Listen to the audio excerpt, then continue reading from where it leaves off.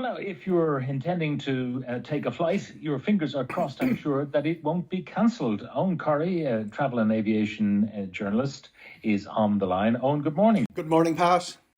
Now, it's really very, very difficult terrain at the moment for the airlines. And for an airline to lose a transatlantic flight from Ireland, that's a pretty big deal.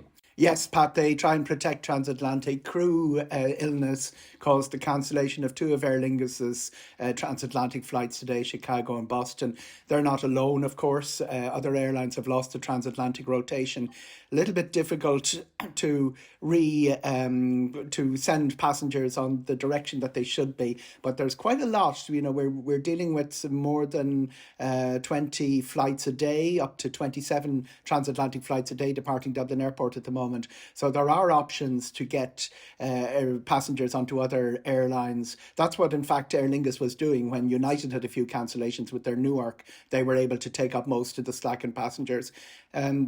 Bit of a drama, two transatlantic rotations lost today and one lost to a tech issue a few days ago to Philadelphia, but they will try and protect the transatlantic.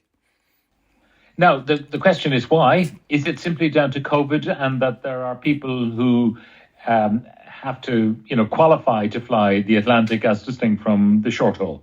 Yeah, pretty much those two absences are COVID. The one the other day was a tech issue with an aircraft, which is something that happens particularly at this time of the year when a lot of the aircraft that you'd keep on the bench, to use a sporting analogy, are all called into action fairly quickly. So it is a COVID absence.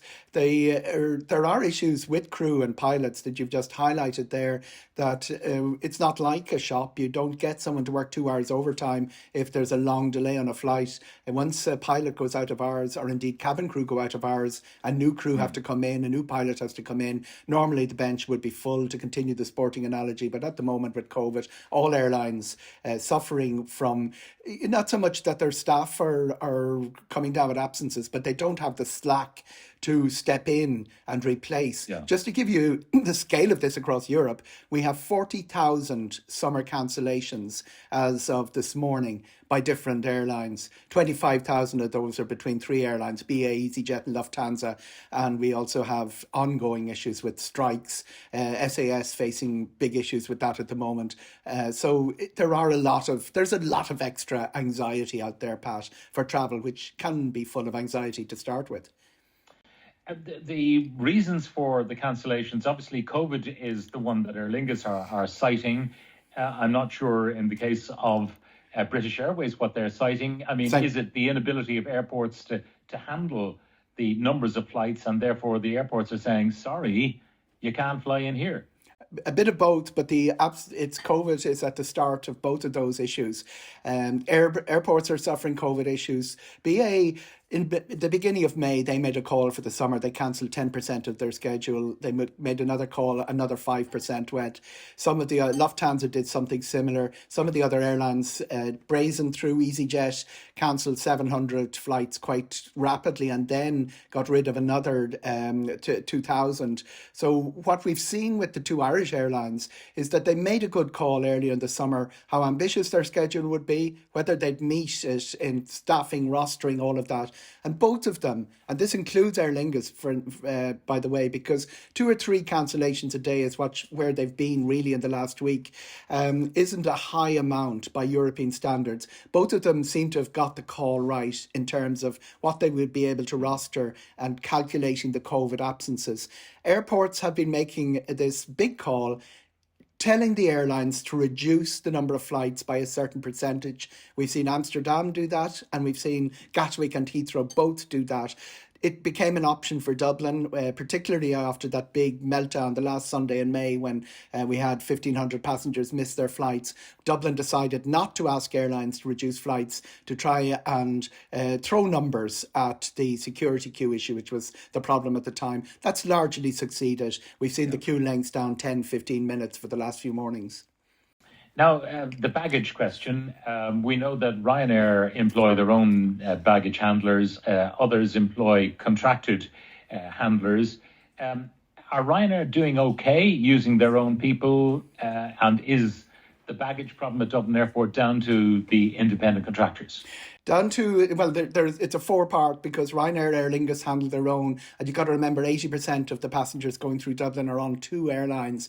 The other two independent contractors, they've had their difficulties well publicised, but everyone handling baggage is under pressure. Ryanair have an advantage, Pat, in that they don't do transfers. If you, as a lot of people do, book to go to Stansted and then go on to somewhere that isn't a direct service from Dublin from Stansted, Ryanair won't put your bag off one aircraft and onto the other. You have to collect it and put it back. That reduces the prospect of lost luggage, because 50% of luggage lost is not the stuff that comes into the terminal. It's the stuff that's being transferred from truck to truck on airport aprons and big transfer airports like Chicago or Atlanta or JFK or Heathrow or Paris or Amsterdam, Frankfurt. That's where most of the baggage problem, Toronto as well, has been a particular problem. Yeah. The baggage mounted in Dublin Airport, they've been clearing it. They've ended the facility where people could come in and start looking for their own bag, and the passengers are not being facilitated. But the other side of that is that a lot of the baggage was staying airside. Most of it is now being transferred landside. That speeds up the business of the courier delivery. The roads of Ireland are full of couriers delivering baggage, and there is a policy that the bags are cleared out each night and then taken away by couriers to the passengers that are registered to them.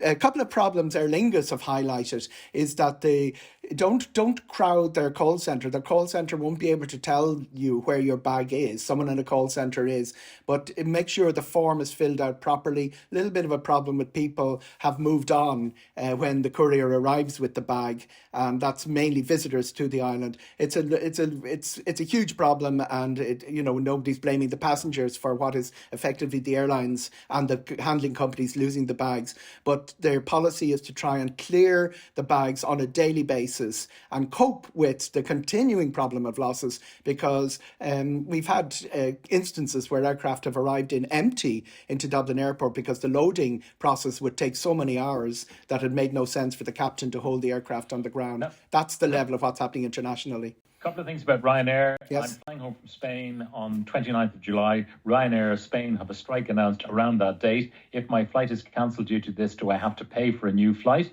And another one, Ryanair announced a strike of the FITS union in Italy on July 17, affecting pilots and cabin crew. I'm booked on the 17th to a wedding. Nothing in an email from Ryanair yet. It's so stressful. I've asked them to rebook me to Saturday, but no reply yet from Ed.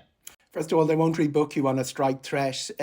Second, the strike threat and the announcement of the strike has turned out to be a bigger event than the actual strikes themselves. There are 12 Spanish new dates for Spanish strikes, but you've got to remember that the maximum impact of the union, that is the two unions that are organising these cabin crew strikes, has been to prevent 10 flights take off. That's out of 450 flights a day that Ryanair operate in Spain. The reason for this, Pat, very simple. Ryanair has done deals. Since they recognised unions in 2017, they've done deals with effectively the largest trade union for pilots and the largest trade union for cabin crew in each country. And for every time you've got someone in a tent, there's another union outside the tent. They're the ones that call the strike. They tend to be the smaller unions. Not in all cases. Belgium has had some effect, but Spain, Portugal and Italy have had minimal effect, less effect than, for instance, the thunderstorms than we saw last Saturday week did to flights. Don't stress, it's the airline's job to get you on another flight, and they have not been cancelling many flights because of these strikes, and when they have, they've been reaccommodating the passengers. It's not a case where, because a union declares a strike, that passengers can all switch off that strike. That's what the union is hoping would happen. They hope to slow down advanced bookings, but when you're dealing with in 38 different countries with more than 70 unions, as Ryanair does, for everyone you sign a deal with, there's somebody that you haven't signed a deal with, which is a bit grumpy about it. Okay. All right. Eoghan Corry, editor of Air and Travel. Always a great pleasure, Pat. Thank you very much.